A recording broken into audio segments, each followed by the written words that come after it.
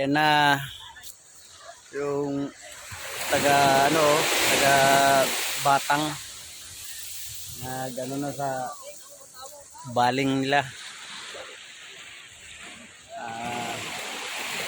Medyo marami yata ang laman eh.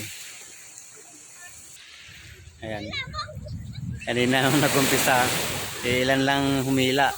So, ngayon na patapos na, nandiyan na sa dami ng tao.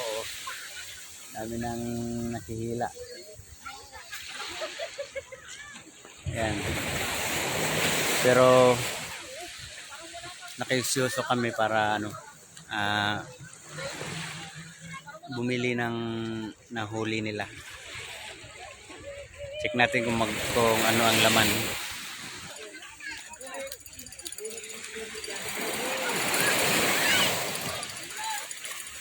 Ayun, kunti lang.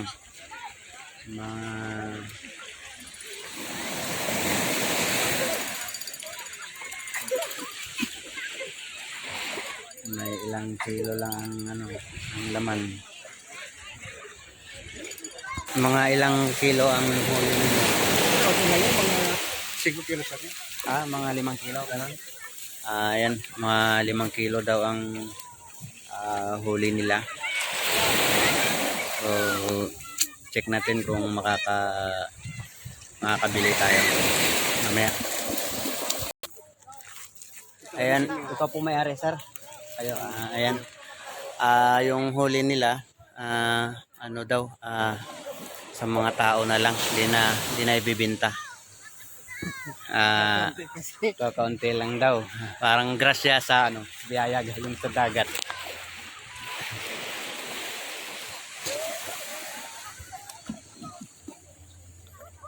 So, kaya tayo makabili. So, sa palengke na lang tayo.